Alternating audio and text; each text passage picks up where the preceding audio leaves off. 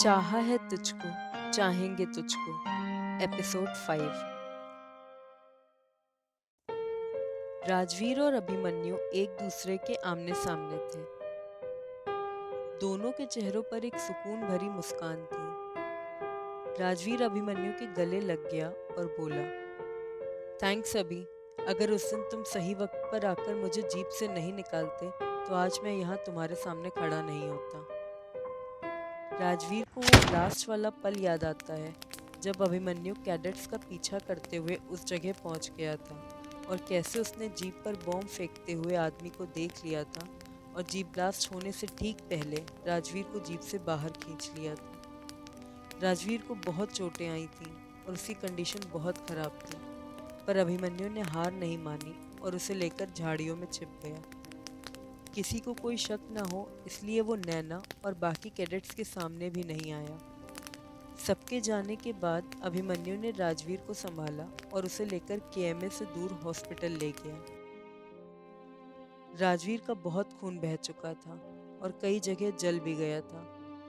राजवीर की सर्जरी हुई और उसे खून चढ़ाया गया। उनकी सर्जरी कामयाब रही, पर कंडीशन बहुत क्रिटिकल थी, इसलिए उन्हें आईसीयू में रखा गया।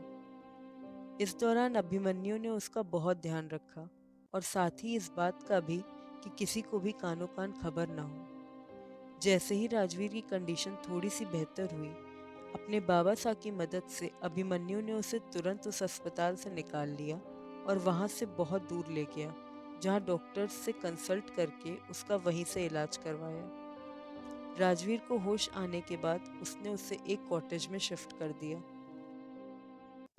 राजवीर को अपने ख्यालों में खोया देखकर अभिमन्यु के चेहरे पर एक मुस्कान आ गई और वो बोला, थैंक्स बोलकर आपने तो दोस्ती की अहमियत ही खत्म कर दी। मानते हैं बीच में हमारे बीच डिफरेंसेस आ गए थे, पर इससे ये बात तो नहीं बदलती ना कि हम आपके दोस्त हैं, और अगर आप हमारी जगह पर होते तो आप भी वही करते जो हमने किया। वैसे भी अभी तो हमें मिलकर नवीन को भी इंसाफ दिलाना है।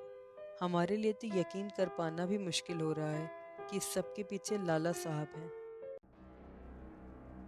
लाला का नाम सुनते ही राजवीर के चेहरे के भाव बदलने लगे। एक तरह का दर्द और गुस्सा उनकी आंखों में साफ झलक रहा था।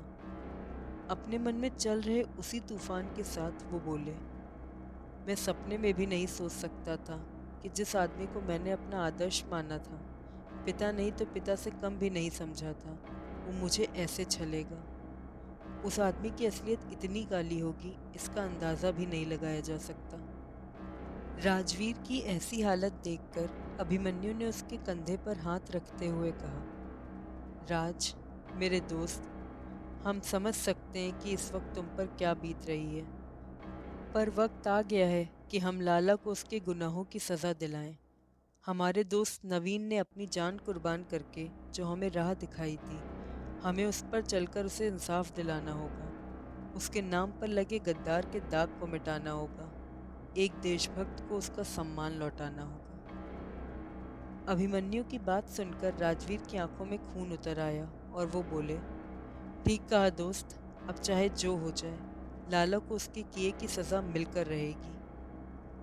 अभिमन्यु ने उसकी पीठ थपथपाई और कहा, ये हुई ना बात, अब बताओ क्या करना है हमें। राजवीर ने आत्मविश्वास के साथ कहा, जैसा कि हम जान चुके हैं कि इन सब के पीछे लाला का हाथ है और वे कितना शातिर है वो भी हम देख ही चुके हैं, इसलिए उस तक पहुंचना इतना आसान नहीं होगा। राजवीर की बात सुनकर अभिमन्यु भी सोच में पड़ गया, पर तभी राजवीर ने एक विश्वास भरी मुस्कान के साथ कहा, अगर राजा तक पहुंचना हो तो सबसे अच्छा रास्ता उसकी प्रजा में शामिल होना होता है।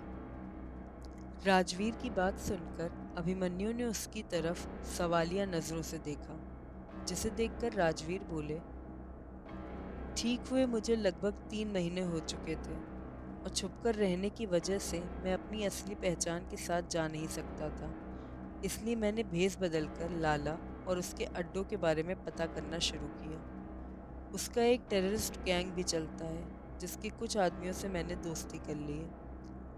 उनके सामने इस देश के प्रति अपनी नफरत को जताकर बहुत जल्दी वो लोग मुझे अपने बॉस से भी मिलवाने वाले हैं। राजवीर की बात सुनकर अभिमन्यु परेशान होते हुए बोला, लेकिन राज, इसमें तो बहुत खतरा है। अगर लाला ने तुम्हें पहचान लिया तो सब खत्म हो जाएगा। अभिमन्यु की बात सुनकर राजवीर ने कहा, नहीं पकड़े जाएंगे, क्योंकि लाला कभी भी डायरेक्ट अपने आदमियों से नहीं मिलता। वो बहुत चालाक है, इसलिए ऐसा कोई काम नहीं करता जिससे कभी भी उस पर कोई भी खतरा आए। और रही बात उसके आदमियों की, तो मैंने कई बार उनकी जान बचाकर उनका भरोसा जीत लिया है। अभिमन्यु अभी भी पूरी तरह से कन्विंस्ड नहीं था, पर राजवीर का भरोसा देखकर उसने उसकी बात मान ली और बोला, उधर नैना और बाकी कैडेट्स भी लाला के खिलाफ सबूत इकट्ठा करने में लगे हुए हैं। नैना का नाम सुनते ही एक पल के लिए राजवीर की धड़कन रुक सी गई और उसकी आंखों के सामने से नैना से बिछड़ने का वो आखिरी पल गुजर गया। उसकी आंखें नम हो गईं। तुम छुपा ना सकोगे मैं वो राज, तुम भुला ना सकोगे वो अंदाज।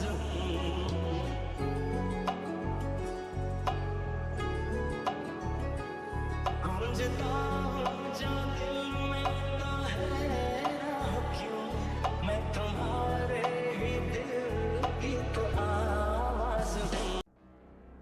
वहीं अभिमन्यु ने राजवीर को बताया कि नैना चाहती है कि उसकी पोस्टिंग दिल्ली हो जाए, तो वो अपने बाबा साहब की मदद से उसकी पोस्टिंग दिल्ली करवाने की कोशिश करेगा। अभिमन्यु की बात सुनकर राजवीर को हैरानी हुई और वो अपने आंसू पोंछते हुए बोला, लेकिन तुमने तो बताया था कि नैना और बाकी कैडेट्स तुमसे नाराज हैं। तुम्हें ये सब कैसे पता? राजवीर की बात सुनकर अभिमन्यु एक मुस्कान के साथ बोला, दोस्त, वो हमसे नाराज हैं, पर हम तो उनसे नाराज नहीं है ना। उन सबकी सुरक्षा के लिए हमारी नज़र उन पर हमेशा बनी रहती थी, क्योंकि हमें डर था कि कहीं वो भावनाओं में बहकर कोई गलत कदम ना उठा ले और किसी मुसीबत में ना पड़ जाए। राजवीर को अभिमन्यु की बात समझ आई और वो उसके कंधे पर हाथ रखकर बोला, सॉरी यार, मैं जानता हूँ उनकी तुम्हारे लिए नाराज़गी का कारण मैं हूँ। मेरी वजह से वो। राजवीर की बात पूरी करने से पहले ही अभिमन्यु बोला, कुछ समय पहले हमें भी ऐसा लगता था और अपनी इसी गलत सोच की वजह से हम तुमसे ही लड़ बैठे थे। लेकिन जब हमने तुम्हारा और तुम्हारे कैडेट्स का रिश्ता देखा, उनका तुम पर और तुम्हारा उन पर भरोसा देखा, तब हमें समझ आया कि प्यार और इज्जत मांगी नहीं जाती, बल्कि कमानी पड़ती है। वो सब तुमसे बहुत प्यार करते हैं राज, बहुत मानते हैं तुम्हें। वो तुम्हारे लिए अपनी जान भी दे सकते हैं। अभिमन्यु की बात सुनकर कैप्टन राजवीर इमोशनल हो गए, जिसे देखकर अभिमन्यु ने बात घुमाते हुए उससे पूछा, अच्छा ये सब छोड़ो और हमें ये बताओ कि तुमने हमसे नैना और बाकी कैडेट से अपनी जिंदा होने की खबर छुपाने के लिए क्यों कहा? तुम नहीं जानते कि तुम्हारे जाने से वो सब कितने दुखी हैं, खासकर नैना। बाय द वे, हम तुम्हें एक बात बताना तो भूल ही गए, नैना को इस साल best cadet of the year का अवार्ड मिला है। ये सुनकर राजवीर की आंखों में चमक आ गई और उसे वो दिन याद आ गया जब उसने नैना से वादा लिया था कि वो बेस्ट कैडेट बनकर दिखाएगी और एक अच्छे सिपाही होने की परंपरा जो नवीन ने शुरू करी थी उसे आगे बढ़ाएगी। वो ये सोच ही रहा था कि तभी अभिमन्यु की बात से उसका ध्यान टूटा। इतना ही नहीं, वो तो तभी राजवीर अभिमन्यु की बात काटते हुए बोला, अभी आज के बाद इस मिशन के अलावा तुम नैना की कोई बात मुझसे नहीं करोगे। राजवीर की बात से अभिमन्यु चौंक गया और बोला, ये तुम क्या कह रहे हो राज? तभी राजवीर ने एक गहरी सांस ली और कहा, चौहान साहब, इस वक्त हम जिस राह पर चल रहे हैं उसमें और किसी भी जज्बात के लिए जगह नहीं है। मंजिल तक पहुंचने के लिए मैंने अपना सब कुछ दांव पे लगा दिया है, लेकिन अगर तुम बार बार नैना की बात मेरे सामने करोगे तो मैं कमज़ोर पड़ने लगूंगा, जो कि मैं नहीं पढ़ सकता। मेरी दिल की भावनाएं मेरी और मेरी मंजिल के बीच आ सकती हैं, जो कि मैं हरगिज़ नहीं चाहता। मैं हर उस चीज़ से दूर रहना चाहता हूँ जो किसी भी तरह से मुझ पर असर डाले। और रही बात मेरे जिंदा होने की खबर छुपाने की, तो चौहान साहब, मेरी गैर मौजूदगी ही उनके आगे बढ़ने की वजह है।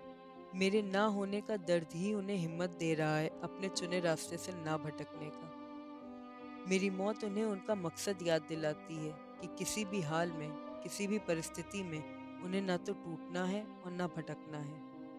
अगर उन्हें पता चल गया कि मैं जिंदा हूँ तो उनका दर्द खत्म हो जाएगा और साथ ही उनकी फाइटिंग स्पिरिट भी। इसलिए मिशन के पूरा होने तक उनका जख्म हरा रहना जरूरी है। ये मेरी तरफ से मेरे कैडेट्स के लिए आखिरी ट्रेनिंग होगी। कुछ पल रुककर वो अपनी बात आगे बढ़ाते हुए बोला, और एक बात, मैं नैना की नज़रों में मर चुका हूँ। अगर मैं अभी उसके सामने आया और मिशन पूरा होते होते मुझे कुछ हो गया तो वो बर्दाश्त नहीं कर पाएगी। मैं दोबारा उसे रुलाना नहीं चाहता। राजवीर की बात सुनकर अभिमन्यु ने उसे गले लगा लिया और मन में सोचा, हमें तुम पर गर्व है मेरे दोस्त। तुम्हें कुछ हो ही नहीं सकता, क्योंकि कोई तुमसे इतना प्यार करता है कि उसके प्यार की ताकत तुम्हें कुछ होने नहीं देगी। दूसरी तरफ शेखावत हाउस में मेघा ने पलटकर देखा और कहा, जी आप कौन? तभी मिस्टर और मिसेस शेखावत वहां आ गए और मिस्टर शेखावत बोले, अरे आओ बेटा, मेरे पास अभिमन्यु का फ़ोन आया था। उसने बताया कि तुम उसकी रिश्तेदार हो और पहली बार दिल्ली आई हो। तुम यहाँ बेझिझक रह सकती हो। वैसे बेटा, आपका नाम क्या है? मिस्टर शेखावत की बात सुनकर सामने मौजूद लड़की बोली, नैना सिंह। मिस्टर शेखावत ने हाँ में सिर हिलाया और मेघा से कहा, मेघा, ये राज के दोस्त अभिमन्यु के रिश्तेदार हैं और कुछ दिन हमारे साथ ही रहेंगी। इन्हें इनका कमरा दिखा दो। अपने पापा की बात सुनकर मेघा ने हाँ में सिर हिलाया और नैना को गेस्ट रूम में ले गई और उससे कहा कि उसे अगर किसी भी चीज़ की ज़रूरत हो तो उसे बता सकती है और वो यहाँ आराम से रहे। नैना ने भी मेघा का शुक्रिया अदा किया और मेघा वहाँ से चली गई। मेघा के जाते ही नैना ने चैन की सांस ली और मन ही मन कैप्टन अभिमन्यु को थैंक्स कहा। उसे याद आया कि कैसे उसने उस दिन राजवीर के घर से लौटते टाइम अभिमन्यु से मदद मांगी थी कि वो कैसे भी करके उसे राजवीर के घर के अंदर पहुंचने में हेल्प करते। उसकी बात मानकर अभिमन्यु ने मिस्टर शेखावत को फ़ोन करके नैना को अपना रिश्तेदार बताया और उसने उनके घर में कुछ दिनों के लिए रहने की रिक्वेस्ट भी की, जो कि उन्होंने बहुत आसानी से मान ली। रात के वक्त नैना छत पर गई, वहीं दूसरी तरफ राज भी छत पर था और दोनों एक दूसरे की यादों में खोए हुए थे। तुम थे कि थी कोई उजली किरण, तुम थे या कोई कली मुस्काई थी, तुम थे कि था कोई